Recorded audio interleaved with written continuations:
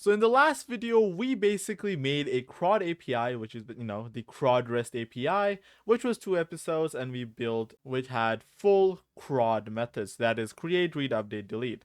Now in today's video, we're going to be deploying that API through Vercel. So if you're excited, hit that like button and subscribe to the channel if you haven't already. And without further ado, let's get started.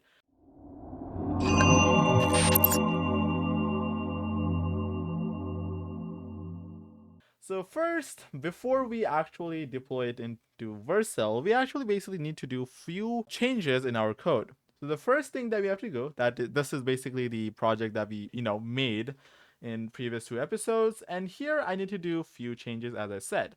The first thing I need to do is basically deploy our MongoDB URL into MongoDB Atlas. Now, MongoDB Atlas is basically a free deploying tool that, is given by MongoDB itself. And so let's do it. Open new tab and search MongoDB Atlas, right? Search for MongoDB Atlas and click on the first link. Now, after clicking on first link, what you want to do is basically sign in. Now, sign in through whatever Google account, or you can also make a new account right here if you want. Do whatever you want to do. I will basically catch you up after I sign in. So, see you.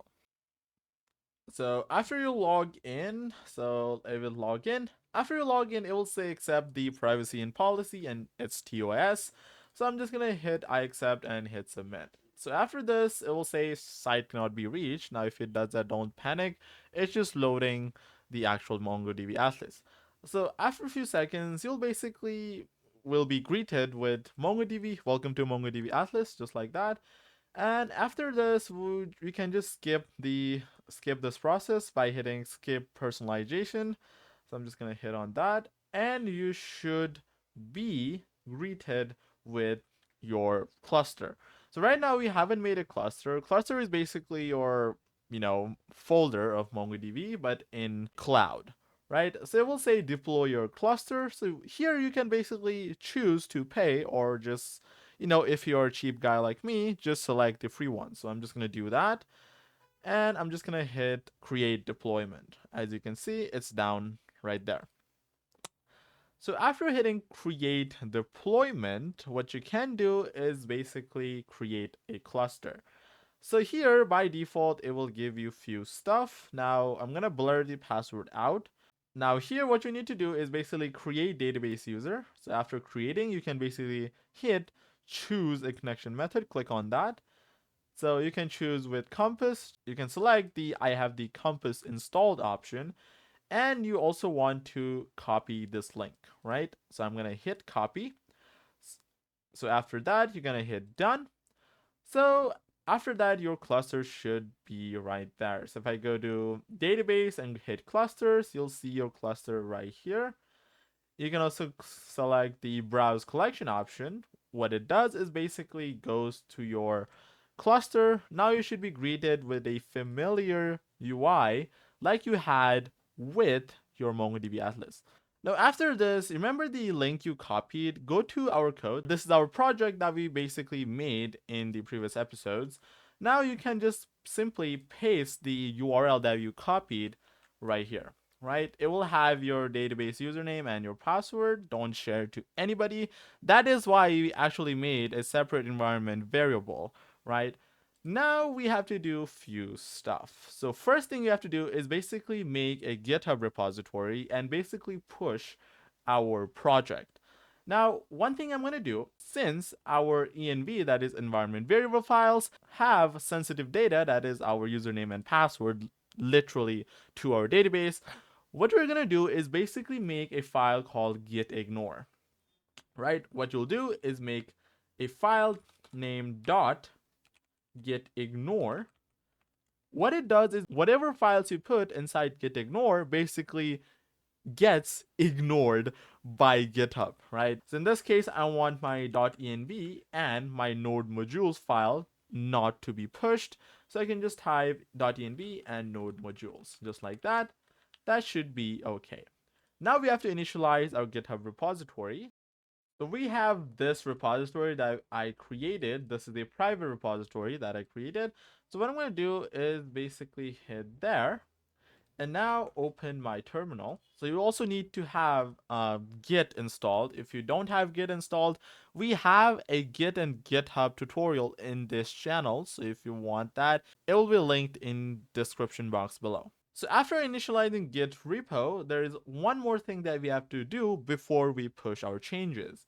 The first thing is I'm going to make a new file and just say vercel.json. So this is a JSON file that Vercel needs to have some sort of instruction to how the actual, project gets deployed. So inside the actual thing, what you want to type, so we have to specify which version of Vercel you want to deploy from. So we'll use the latest version, that is version 2. So I'm just going to do that. Oops, not that. We need to use comma.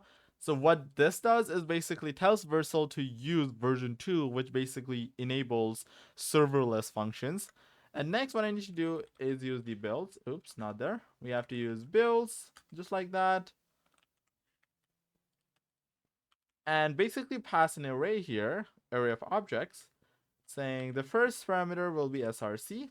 src is basically our source file. Now, source file in our case is the server.js.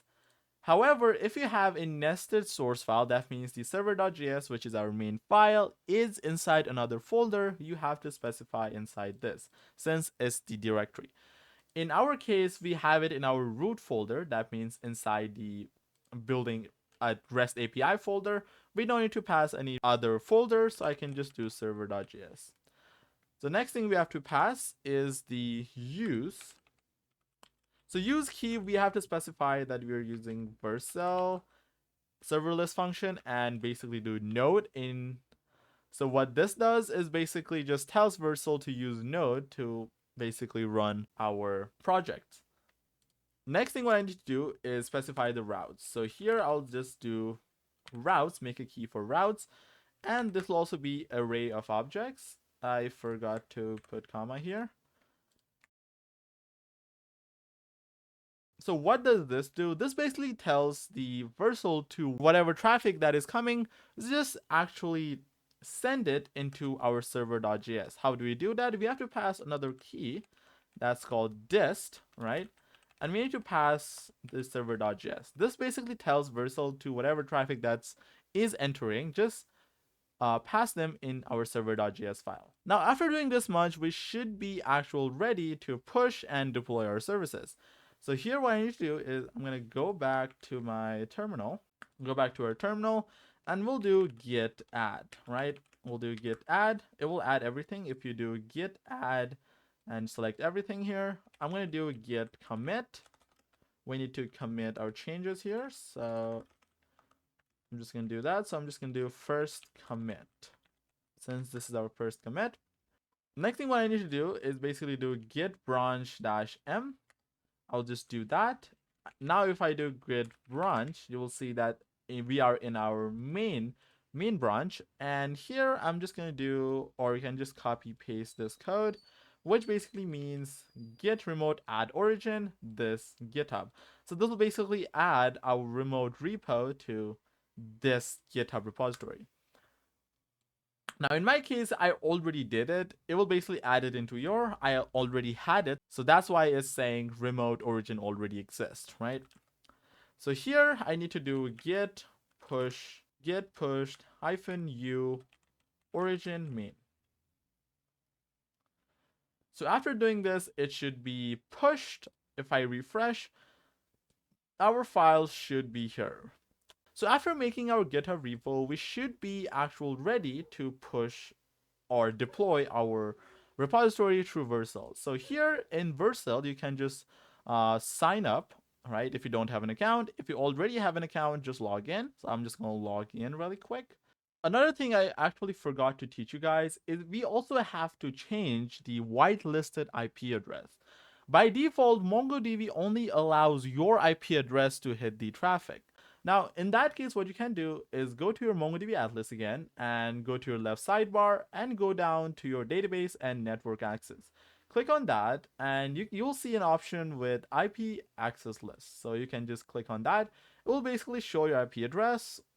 Now here, click on edit and edit your access list entry to 0.0.0, oops, again, 0.0.0.0, 4 times 0, and / and 0. So this will basically allow any traffic or from any IP address to hit your MongoDB Atlas. So I'm just going to hit on confirm. Now it will take some time to make changes, so let it take its time. Now after it says status active, now you can close this, right? Or you can just go to a new tab. And when you log in, you should be greeted with something like this, right? After doing all of that, you can just click on add new, and you can click on project. After we do that, it will basically show or basically tell you to log in through GitHub. So if you don't have a login, make sure you have a login. So after that, it will show all of your repositories, right? Here, what I need to do is basically go to our Express.js test deployment that we created. So I'm just going to import that. So after we import, what we need to do is basically, it will auto select everything for you. So in my case, we are using Express. So by default, automatically selected Express. So that's what we want it to do. So we don't have to change that. Next thing that we want to do is go to environment variables. Now this is something that it doesn't have.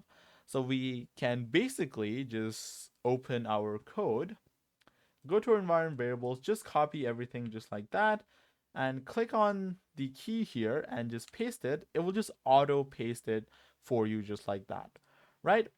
Now after all of that, what you can do is just click on, after doing all of that, just click simply on deploy.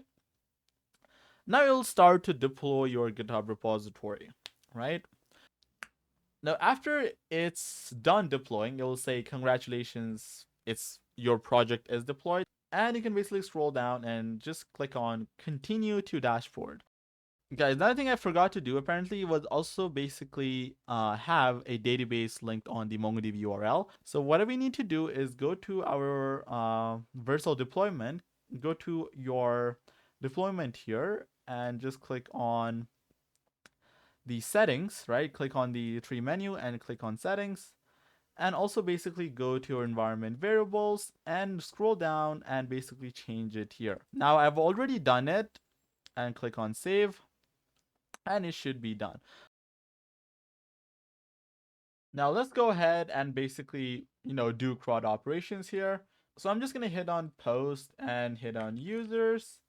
Now I already have a body right here, so I'm just going to post it. Now, if I go to users and do a get here, right, it should return me nothing because we don't have anything in our database, right? Now, I'm just going to append this inside here. So I'm just going to do post here. So when you do post on the homepage of users, right, it will basically create a user. So that is our code. So it will say, it will give a 201 response. That is the response that we sent from the backend. It says it created the name Codin and all of these stuff. Now let's actually put another. So I'm just going to do Codin123 and also put Codin123 here. And we'll change the age to be like 26, whatever. We'll check that. It created the user successfully. So let's get the users, all of the users. There we go. It returned me 2 users. That is the exact amount of users that we have. And also basically do a put. So that is our update HTTP method. So here I'm gonna change. I want to actually update the Codin123 here. I'm gonna put the ID as a URL parameter. And in body, I need to specify what I want to change. So let's say the username, I want to do name1234 and email1234. So right now it's 123. I'm going to change it to 1234. So let's go ahead and send it. There you go. It should return me that. So now if I go ahead and get all of that user, it should return me 1234. I can also check the value of the current value in the database by just getting that specific user by entering the ID on the URL parameter.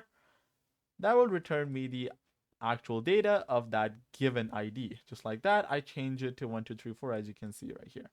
So next is deleting it. I want to delete this, so let's do the delete method. Just delete this user.